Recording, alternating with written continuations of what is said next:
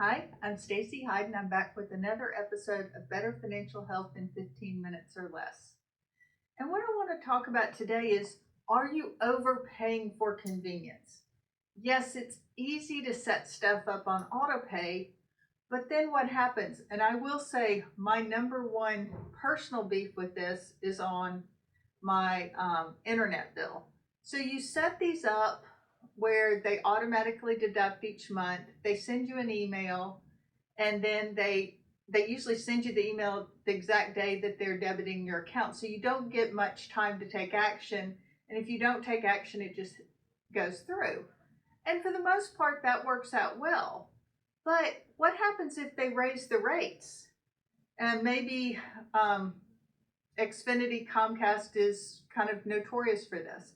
You sign up with them, you have a 1 year or 2 year guaranteed rate, and you get to the end of the rate, and then all of a sudden what you were paying $50 for is now $90 a month. And you're like, whoa, what happened here?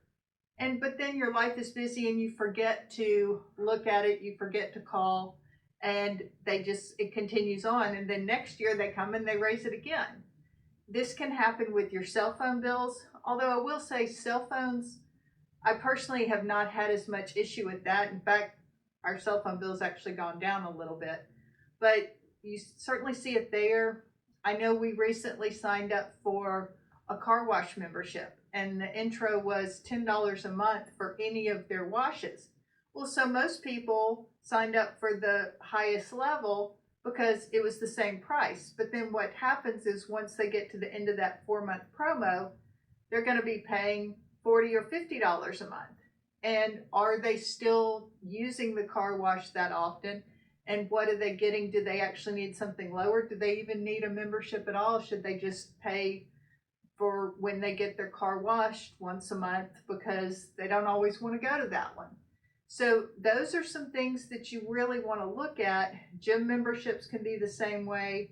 You know, you're signed up for it, and if you're not going, what's happening there?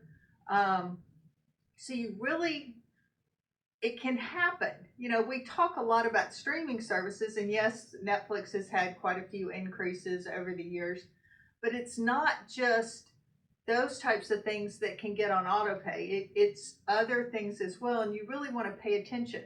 I think what I would recommend is this weekend, sit down, spend 30 minutes, and go through your credit card bills, your bank account statements, and see what is going on, what you're paying for. For example, I love my Sirius XM radio. I know I'm supposed to be cool and use Spotify, but I just like turning on my car and the music I like playing and not having to listen to commercials. But I've learned that I put a reminder on my calendar when my contract's about to end, the fixed rate, and I call and cancel, and they always give me the same rate I was paying before. The same thing happened to my New York Times subscription. I was going to cancel. They offered to leave at the same price. I stayed. But I have to be vigilant next year in order to keep it from going up. So it is convenient to have it automatically in there and you don't have to worry about it. But it also makes it easier for them to raise prices, and so many people forget. So take it from me, and I'm going to take my own advice and reach out to Xfinity and get my internet bill lowered back down.